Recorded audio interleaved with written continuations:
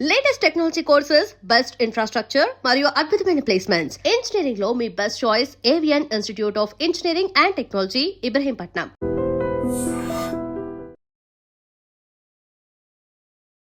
నమస్కారం, welcome to I dream.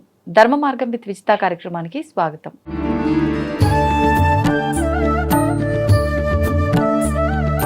నమస్కారం అండి. పరమేశ్వరార్పణం.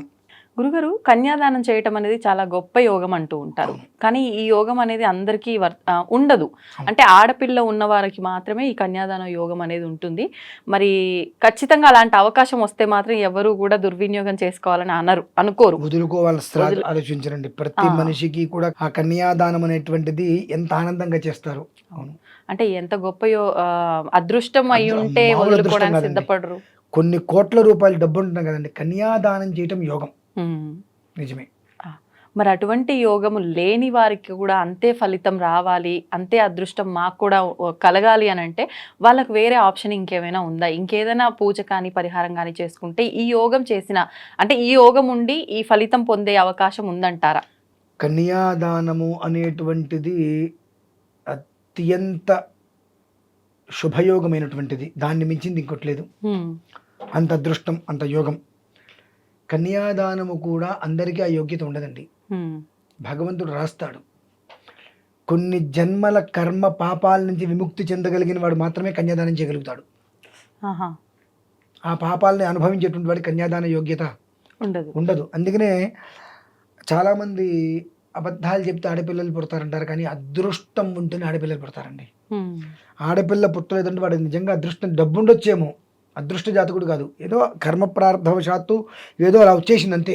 కానీ అదృష్టవంతుడు కాదు. అదృష్టవంతుడు కావాలంటే ఆడపిల్ల ఉండాల్సిందేనండి. ఒక డౌట్ అండి, కొంతమందికి ఆడపిల్లలు ఉన్నప్పటికీ కన్యాదానం చేసే అవకాశం ఉండదు. సింగిల్ పేరెంట్గా ఉండడమా, లేకపోతే కొన్ని కారణాల రీత్యా చేయలేకపోతారు. నిజంగా వాళ్ళకి అంటే ఇంకా కర్మ అనేది ఉంది, అందుకే చేయలేకపోతున్నారు అనుకోవచ్చు అంటారా? ఉన్న కారణాలు అవే అండి. అప్పుడు వాళ్ళు తమ్ముడు వాళ్ళలో ఎవరో ఒకరు ఉంటారు, ఇంకా వాళ్ళు కన్యాదానంగా చేస్తూ ఉంటారు. ఆ యోగం వాళ్ళకి ఏర్పడుతూ ఉంటుంది. ఆ రకంగా కూడా వీళ్ళకి కన్యాదాన యోగం ఉండదు. ఆడపిల్లలు పుట్టినప్పటికీ కూడా కన్యాదానం చేసేటువంటి యోగ్యత కొంతమందికి ఉండదు. ఇటువంటి వారందరికీ కూడా కన్యాదాన యోగ్యత ఎలా లభ్యమవుతుంది అంటే ఏకో నారాయణో హరిహి అంటారండి. ఆలయాలలో కొన్ని ఆలయాలలో నిత్య కళ్యాణాలు జరుగుతాయి. ఆ నిత్య కళ్యాణాలలో వెంకటేశ్వర స్వామి వారికి జరిగేటువంటిది నిత్య కళ్యాణ వైభోగం ఒకటి ఉంటుంది. ఇందులో మాసేచ కర్తవ్యం అని ఒకటి ప్రత్యేకంగా చెప్పబడి ఉంటుందండి. నెలకి ఒక్కసారి శ్రవణ నక్షత్రం అనేటువంటిది వెంకటేశ్వర స్వామి వారికి ఏదైతే ఉంటుందో ఆ శ్రవణ నక్షత్రం రోజు నాడు వెంకటేశ్వర స్వామి వారికి చేసేటువంటి కళ్యాణం ఒకటి ఉంటుంది. ఆ కళ్యాణమునందు ఈ కన్యాదాన ఫలితం పొందలేనటువంటి వారు ఎవరైతే ఉంటారో అటువంటి వారందరూ కూడా ఆ కళ్యాణంలో పాల్గొని అమ్మవార్ల తరఫున కన్యాదాతలుగా ఉండగలిగితే ఆ అంతటి భాగ్యం కలుగుతుందమ్మా. అంటే ప్రతిదానికి కూడా ఒక తాళంతోటి ఒక తాళంచి వచ్చేస్తుందండి. తాళంచి పోయినప్పుడు కాస్త జాగ్రత్తగా కష్టమైన ఆలోచిస్తే దానికి వేరే కీ ఒకటి, అది డూప్లికేట్ కీ కావచ్చేమో, కానీ తాళం పగల కొట్టకుండా సరిపోతుందిగా, అంతే. సమస్య అయితే సాల్వ్ అవుతుంది. తాళాన్ని మనం సుత్తి పెట్టి నానా దెబ్బలు, తాళం పోయింది, దెబ్బలు ఎవరికి తగులుతున్నాయి? సుత్తికి తాళాన్ని తగులుతున్నాయి. కానీ దాన్ని జాగ్రత్తగా తీసుకొచ్చి ఇంకొక కీ, డూప్లికేట్ కీ అంటాం కానీ చక్కగా ఓపెన్ అవుతుంది, క్లోజ్ అవుతుంది. ఆ మార్గాలు ఏమున్నాయి అనేటువంటిది పరిశీలించినప్పుడు మన కన్యాదాన యోగ్యత లేదు కదా, మనం బాధపడటం కాదు. ఆ యోగ్యతను ఎలా తీసుకోవాలి, ఎక్కడెక్కడ ఉంటుంది, దాన్ని ఎలా మనం సద్వినియోగం చేసుకోవచ్చు, ఆ ఒక్క ఫలితాన్ని ఎలా పొందవచ్చు. ఎంత ఫలితం అంటే అమ్మా, తిలై సూర్యమండల పర్యంతం అంటారు. తిలహ అంటే నువ్వులు. ఆ నువ్వు గింజ ఇంత ఉంటుంది. ఒకదాని మీద ఒకటి పెట్టుకుంటూ సూర్యమండలం వరకు వెళ్తే ఎన్ని వస్తాయమ్మా? చాలా. అంతకాలం పాటు ఆ వంశం వృద్ధి కలుగుతుందని.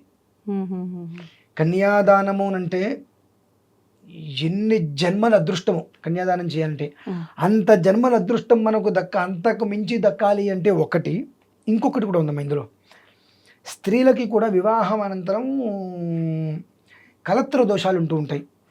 అంటే అనేక కారణాల రీత్యా విడిపోవటము, లేదంటే ఏదన్నా వెళ్ళిపోయి మళ్ళీ రెండో వివాహంలో రకరకాలుగా రెండో ఇబ్బందులు పడుతుంటారు.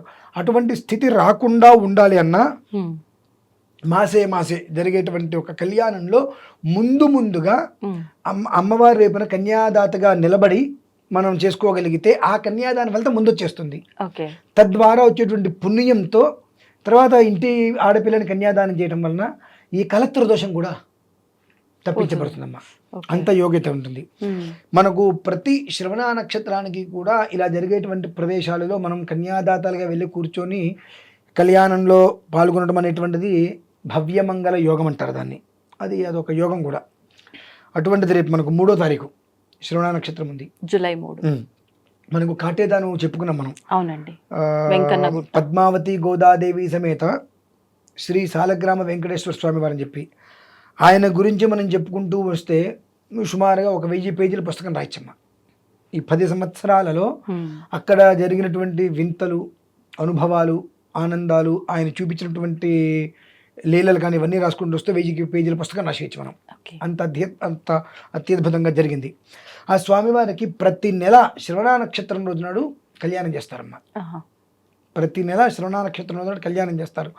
కనుక ప్రతి ఒక్కరూ కూడా ఆడ సంతానం లేదు, మగపిల్లలే ఉన్నారు, మాకు కన్యాదాన ఫలితం లేదు అనుకునేటువంటి వారు, అలాగే ఆడపిల్లలు ఉన్నారు, వాళ్ళ కన్యాదానం చేయాలి, కానీ ఏ కారణం చేతనైనా కలత్ర దోష ప్రభావం ద్వారా వివాహమైన తర్వాత వారి దంపతుల మధ్యలో ఎక్కడెక్కడ అన్యోన్యం అనేటువంటిది లోపించి ఎలాంటి ఇబ్బందులు పడకుండా ఉండాలి, వివాహానంతరం చక్కటి జీవితం వాళ్ళకి రావాలి అనుకున్నప్పుడు ముందుగానే ఈ అమ్మవార్లకి ఇటు పద్మావతి అమ్మవారు అటు గోదాదేవి అమ్మవారు ఇద్దరు వైపు కూడా కన్యాదాతలుగా నిలబడి అక్కడ కూర్చొని ఆ కన్యాదానం అనేటువంటిది వీళ్ళ ఒక ద్రవ్య రూపంలో కనుక పూర్తి చేసినట్లయితే ఎక్కడైనా కనుక వీళ్ళకి మాంగళ్య దోషాలు, కలత్ర దోషాలు కనుక ఉన్నట్లయితే ఆ ఆడపిల్లలకి ఆ దోషాలు ఆ క్షణంతో తొలగిపోతాయి.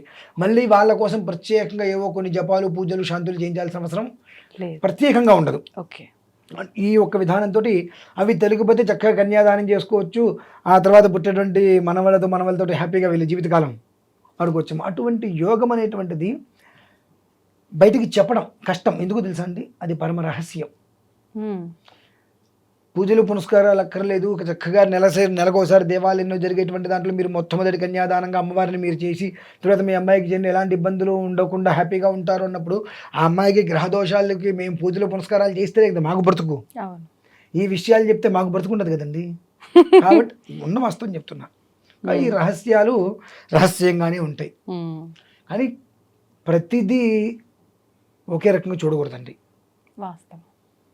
ఎందువల్లనంటే నీకున్నటువంటి కష్టం భగవంతుడిది ఏదో ఒక రకంగా తీర్చడానికి ఉంటాడు, కానీ నువ్వు ఏం చేయాలి? భగవంతుడికి ప్రీతి అర్థం చేయగలిగితే ఆ కష్టం నుంచి ఆయన బయటపడేస్తాడు వెంటనే. కానీ ఇక్కడ ఒక మనిషి తన ప్రీతి అర్థం చేసినప్పుడు కొన్ని కష్టాలు అనుభవిస్తారు, వెంటనే నీకు ఫలితం రాదు. భగవత్ ప్రీతి అర్థం చేసినప్పుడు కన్యాదాన దోషాలు వెంటనే తొలగిపోతాయి. ఎందుకంటే అక్కడ అన్ని రకాల విధానాలు అన్నీ జరుగుతూ ఉంటాయి. కన్యాదానం అయిపోయింది ఆల్రెడీ. ఎప్పుడైతే నువ్వు అమ్మవారికి కన్యాదాతగా నిలబడి నువ్వు అయ్యవారి చేతిలో పెట్టావో వాళ్ళు ఎంత అన్యోన్యంగా ఉంటారు.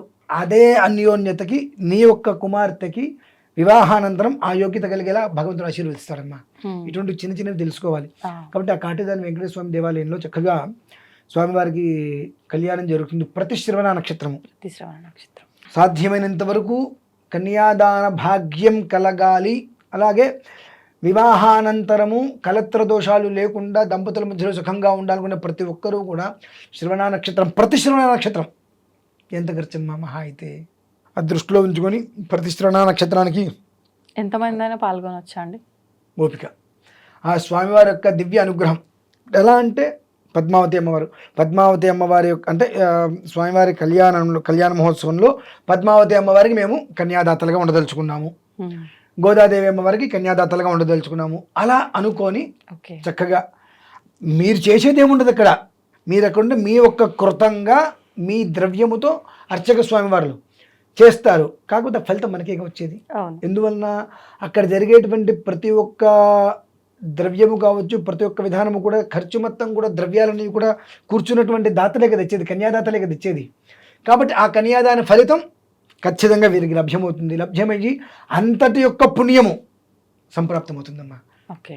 కాబట్టి ప్రతి ఒక్కరూ ఖచ్చితంగా ఆడపిల్లలు ఉండి, ఇందాక మీరు అడిగారు, ఆడపిల్లలు ఉండి అనేక కారణాల రీత్యా మరి పీటల మీద కూర్చొని కన్యాదానం చేయలేకపోతే పరిస్థితి ఏంటి?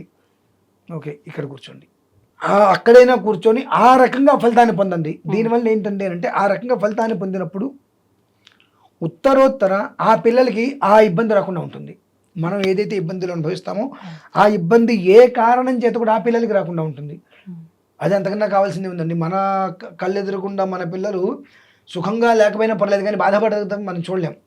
ఏదో వాళ్ళకి కష్టమో, వాళ్ళ కాయో కష్టమో వాళ్ళు తింటున్నారంటే ఓకే, కష్టపడుతున్నారు వాళ్ళు, బాధపడుతున్నారంటే మనకే కదా. కాబట్టి మన కళ్ళెదురకుండా మన తర్వాత కూడా వాళ్ళకి ఇటువంటి పరిస్థితి రాకుండా ఉండడానికి కూడా చక్కగా అవకాశం ఉంది దీనివల్ల. తీసుకొచ్చండి. ధన్యవాదాలు గురుగారు. పరమేశ్వర అర్పణం.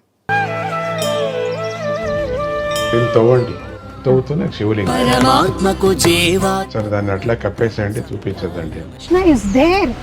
మూర్తి పూజ కాదు, సాక్షాత్ బ్రజేంద్ర నందన భగవాన్ ఉన్నారు మూర్తిలో. ఏమీ ఆశించకుండా ఆరాధించే వాళ్ళు కూడా ఉన్నారా ప్రభుజీ? నిజమైన భక్తి అంటే మనకు తెలియదు కాబట్టి